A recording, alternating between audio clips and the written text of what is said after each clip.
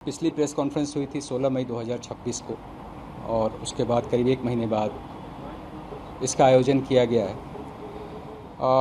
इस एक महीने में जो मुख्य उपलब्धियां हुई हैं उसकी ओर आपका ध्यान आकृष्ट करना चाहता हूं। जो BNSS की धारा 107 है, जिसके तहत अपराध के माध्यम से अर्जित की हुई संपत्ति को जब्त करने का अधिकार दिया गया है, उसके तहत कुल 4 अपराधियों को चिन्हित करते हुए प्रस्ताव इस अवधि में भेजा गया है माननीय न्यायालय में।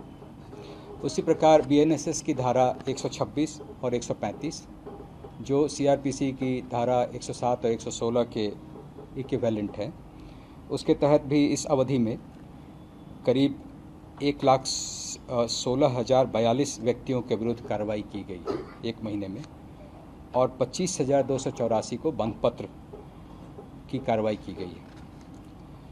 CCA की धारा 3 जिसमें जिला बदर किया जाता है या थाने में उनके अटेंडेंस वगैरह लगाया जाता है, इसमें भी इस अवधि में 181 व्यक्तियों के विरुद्ध प्रस्ताव समर्पित किया गया है और 50 व्यक्तियों के विरुद्ध आदेश पारित करवाया गया है। उसी प्रकार CCA की धारा 12(1) जिसके तहत प्रिवेंटिव डिटेंशन का प्रावधान है, उसमें भी 2 अपराधियों के विरुद्ध प्रस्ताव भेजा गया है इस अवधि में, और पहले से जो कुछ प्रस्ताव भेजे गए थे तो कुल 6 अपराधियों के विरुद्ध निरुद्धादेश प्राप्त किया गया है। अपराध के मुख्य शीर्षों में भी अच्छी गिरफ्तारियां हुई हैं, जैसे हत्या के मामले में 724 गिरफ्तारी, डकैती के 106, लूट के 256, SC/ST एक्ट में 381, और इसी तरीके से बलात्कार, अपहरण जैसे संगीन कांडों में भी इस अवधि में कुल 10,513 अभियुक्तों की गिरफ्तारी की गई है। अभियोजन का जहाँ तक सवाल है, आपको मालूम है कि त्वरित विचारण के माध्यम से हमारी ये प्राथमिकता है कि ऐसे अभियुक्तों को जल्द से जल्द सज़ा दिलाई जाए। उसमें भी पुलिस मुख्यालय के तहत एक सेल लगातार काम कर रहा है और इस अवधि में विभिन्न न्यायालयों द्वारा 12,166 कांडों में कुल 16,136 व्यक्तियों को सज़ा दिलाई गई है, जिसमें से 100 व्यक्तियों को आजीवन कारावास, 44 व्यक्तियों को 10 वर्ष या उससे अधिक की सज़ा, 143 व्यक्तियों को 10 वर्ष से कम की सज़ा, 183 व्यक्तियों को 2 वर्षों की सज़ा और बाकी 15,666 व्यक्तियों को जुर्माने की राशि वगैरह की सज़ा दिलवाई गई है। इसमें गौरतलब है कि इस अवधि में आर्म्स एक्ट के 37 कांडों में 61 अपराध कर्मियों को सज़ा दिलवाई गई है, हत्या के 52 कांडों में 114 अभियुक्तों को और लूट एवं डकैती के 19 कांडों में 28 अभियुक्तों को, बलात्कार एवं पॉक्सो से संबंधित 50 कांडों में करीब 65 अपराध कर्मियों को त्वरित विचारण कर माननीय न्यायालय से सज़ा दिलवाई गई है। इसमें इस अवधि में करीब 50,322 साक्षियों को साक्ष्य हेतु सूचित किया गया था, जिसमें से 23,712 उपस्थित हुए और उनमें से 22,600 साक्ष्यों की गवाही माननीय न्यायालय में कराई गई। विधि व्यवस्था को प्रभावित करने वाले अन्य मामलों में मुख्य रूप से सांप्रदायिक हिंसा के जो उसमें गिरफ्तारियां हुई हैं, उसमें सांप्रदायिक हिंसा के 4, पुलिस पर हमला के 187, भीड़ द्वारा हिंसा के कुल 1 और हर्ष फायरिंग के 3 सहित कुल 195 अभियुक्तों को गिरफ्तार कर जेल भेजा गया है।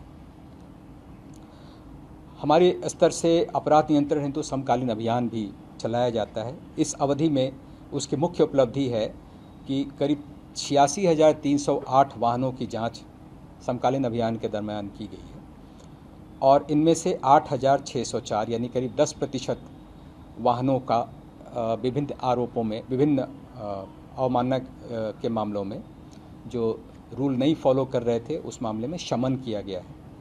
शमन की राशि करीब 1,24,88,060 रुपये है। कांड में जब्त वाहन 91, गिरफ्तार वांछित अभियुक्त इस दरमियान 819, उसी तरीके से 16 शस्त्र और 49 कारतूस के अलावे कुछ गांजा, स्मैक जैसे भी पदार्थ बरामद किए गए हैं। गांजा की बरामदगी करीब 165 किलोग्राम के आसपास। इस अवधि में बकरीद का त्यौहार शांतिपूर्ण तरीके से मनाया गया।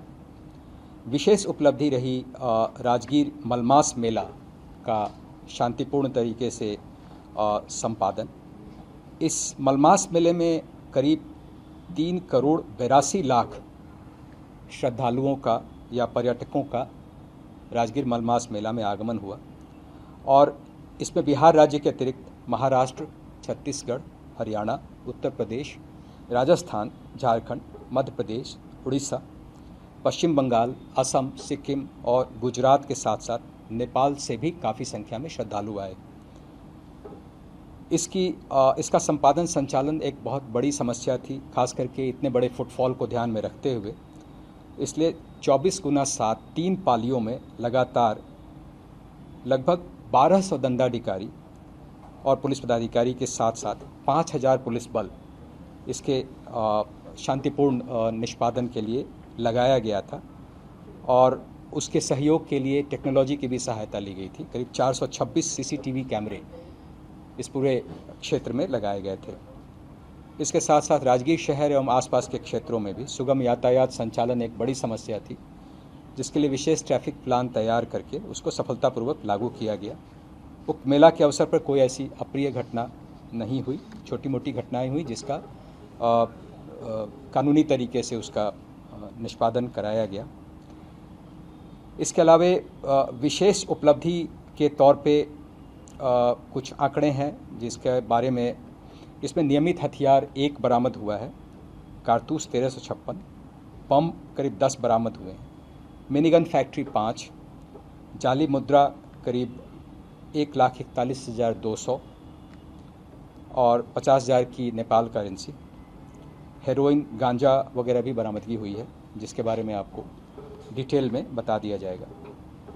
खास करके जो कुर्की के मामले लंबित हैं उसके लिए हर रविवार को सभी जिलों को ये डायरेक्शन दिया गया है कि आप ऐसे कुख्यात अपराध कर्मियों के विरुद्ध जो कुर्की लंबित है उसको चिन्हित करके और डेमोन्स्ट्रेटिव तरीके से वो कुर्की का निष्पादन कराएं। इस आलोक में विशेष अभियान चला करके करीब 1642 कुर्की का निष्पादन पिछले 1 महीने में कराया गया है। इसके बारे में आपको डिटेल यहाँ से उपलब्ध करा दिया जाएगा।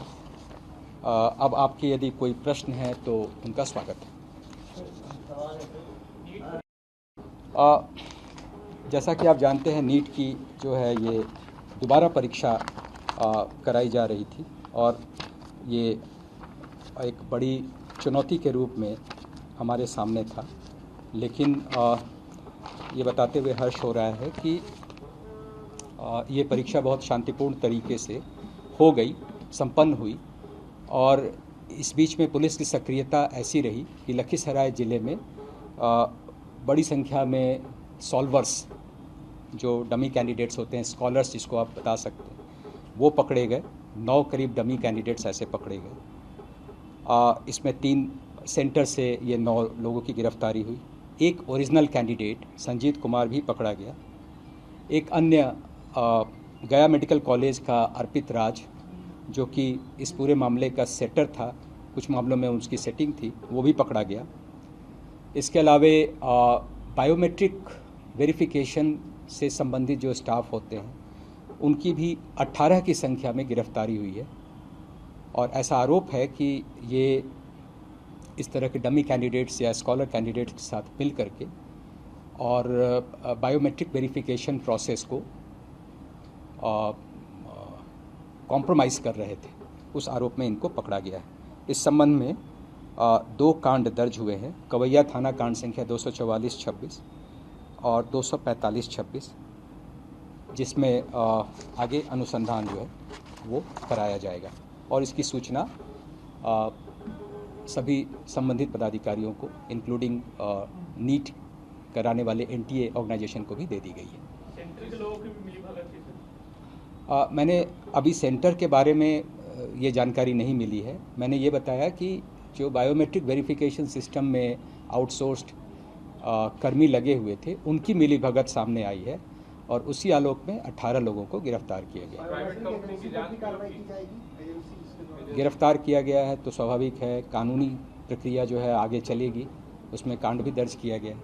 एजेंसी कहाँ की है, इसमें कुछ नाम है या अभी फ़िलहाल मेरे पास नाम नहीं है। ऐसे इसके बारे में डिटेल लखीसराय डीएम और एसपी अपना प्रेस कॉन्फ्रेंस कर रहे हैं, उसमें वो डिटेल उपलब्ध करा देंगे। सर दोनों एफआईआर लखीसराय में दर्ज की? दोनों एफआईआर लखीसराय। सर भरत तिवारी की हत्या हुई है, उसको पुलिस की समिक्षा कही जा रही है, सर उसको कैसे देखते हैं? देखिए, भरत तिवारी का जो मुठभेड़ हुआ है उसमें कांड दर्ज हुए हैं और उसके अनुसंधान के लिए डीआईजी शाहाबाद को, उसके पर्यवेक्षण के लिए डीआईजी शाहाबाद को पुलिस मुख्यालय के स्तर से प्राधिकृत किया गया है। वो सभी एफएसएल और अन्य जो सुविधाएं हैं उसका इस्तेमाल करते हुए वैज्ञानिक अनुसंधान कराएंगे, इस बात के लिए उनको निर्देश दिया गया है। इससे रिलेटेड आपको एक और जानकारी होगी कि इस मामले में हाईकोर्ट के रिटायर्ड जस्टिस की अध्यक्षता में एक न्यायिक जांच आयोग का भी गठन किया गया है, जिसका उद्देश्य है कि इस मामले में निष्पक्ष और पारदर्शी तरीके से जांच हो। टोटल कितने एफआईआर हुए हैं सर अलग अलग मामले में? उसमें 2 एफआईआर हुए हैं। जब परिजन को एफआईआर नहीं, उसमें 2 एफआईआर हुए हैं और दोनों एफआईआर का नंबर जो है एक 169-26 है और दूसरा 170-26 है। सर कितने पुलिसकर्मियों पर इस मामले में कार्रवाई हुई है और आखिरकार गोली चलाने का दिशा निर्देश किसने दिया? देखिए, ये सब सारी बातें जो हैं वो एफआईआर में हैं, जो पब्लिक डॉक्यूमेंट है आप उसको देख सकते हैं। दूसरा ये कि इस मामले में लापरवाही जो है इस परिप्रेक्ष्य में सामने आई है कि जब पहली बार वो 16 तारीख को हमारे पदाधिकारी वहाँ गए थे तो उसमें जो अभियुक्त था उसको उन्होंने ठीक से हैंडल नहीं किया, टाइमली उसको नियंत्रण में नहीं ला सके और उसका वीडियो वगैरह वायरल हुआ। इस आरोप में एक एसएचओ, 2 सब इंस्पेक्टर, एक एएसआई और एक कांस्टेबल जो थाना से गए थे उनको सस्पेंड किया गया है। एक निजी चैनल ने स्ट्रिंग भी किया, उसमें साफ तौर से शाहपुर थाना के कुछ कर्मी बता रहे हैं कि प्रतिष्ठा का सवाल बन गया। ये मामला जो है चूँकि न्यायिक जांच में है, इसलिए पुलिस के स्तर से इसमें कोई भी बयान देना उचित नहीं होगा। ये सब जुडिस करना होगा, मैटर को प्रेजुडिस करना होगा रादर। तो इसलिए हमें उस पर न्यायिक जांच आयोग के मामले में कोई दखल नहीं देना चाहिए। सर आपने उपलब्धि बताई है बहुत सारी, कितनी गिरफ्तारियाँ हुई, कितने, तो क्या इनकाउंटर भी एक उपलब्धि है आप लोगों की, उसमें कितना आपने इनकाउंटर किया उसके बारे में कोई डेटा है? देखिए, इनकाउंटर कभी भी उपलब्धि नहीं मानी जा सकती, लेकिन एट द सेम टाइम यह भी कहना उचित होगा कि जहाँ भी हमारी अपनी जान को खतरा होगा वहाँ सेल्फ डिफेंस में पुलिस जो है वो आत्मरक्षार्थ गोली चलाती है और इस क्रम में यदि सामने वाला अभियुक्त को गोली लगती है तो वो कानून के तहत एक एक्सेप्शन है, उसमें हमें आत्मरक्षार्थ गोली चलाने का अधिकार दिया गया है। वीडियो में दिख रहा है सर कि सरेंडर करने के बाद मैं पूरी घटना पुनः आसपास के लोग मैं इस बारे में यही कहना चाहूँगा कि न्यायिक जांच आयोग के तहत ये मामला है और उसमें हमारे स्तर से कोई भी बयान देना उचित नहीं होगा।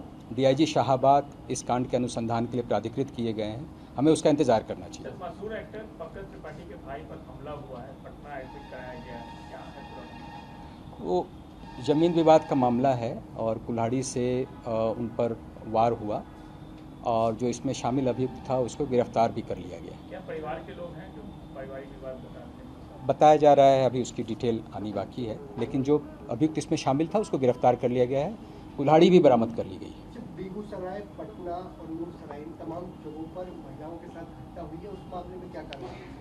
देखिए, इसमें कुछ ऐसी घटनाएं 2-3 हुई हैं जो सामूहिक दुष्कर्म से संबंधित है। उसमें तत्परतापूर्वक सभी अभियुक्तों को, ऑलमोस्ट सभी अभियुक्तों को गिरफ्तार कर लिया गया है। पीड़िता का मेडिकल जांच भी ससमय कराया गया है और उसका जो बयान होता है न्यायालय में वो भी कराया जा रहा है। और इस तरह की घटनाएं कई बार हो जाती हैं और इसको रोकने का सबसे अच्छा उपाय ये है कि इसमें त्वरित इन्वेस्टिगेशन हो, त्वरित विचारण हो और उनको सज़ा कराई जा सके, उस दिशा में हम प्रयत्नशील हैं। एक अंतिम सवाल है, समस्तीपुर का एक मोस्ट वांटेड अपराधी था ललन सिंह, जिसका इनकाउंटर हुआ है यूपी में, क्या उस पर आप लोगों ने भी नाम रखा हुआ था 1,25,000? इसकी जानकारी हमें नहीं है, लेकिन ये उसके 2 भाई पहले भी इनकाउंटर में ये हुए हैं। ये तीसरा जो है यूपी भाग गया था, यहाँ से जब दबिश पड़ी तो यहाँ से यूपी भाग गया था और फिर यूपी पुलिस ने भी वहाँ पे इनाम उन पे घोषित किया हुआ था और वहाँ पे ये इनकाउंटर में इसकी मृत्यु हुई है। आपके मोबाइल पर तुरंत आएगी ब्रेकिंग न्यूज, स्क्रीन पर सबसे पहले दिखेगी बड़ी खबर, देश दुनिया की हर खबर एक जगह। अब आपके मोबाइल पर तुरंत फटाफट इंस्टॉल कीजिए न्यूज़ नेशन ऐप और रखिए खुद को अपडेट।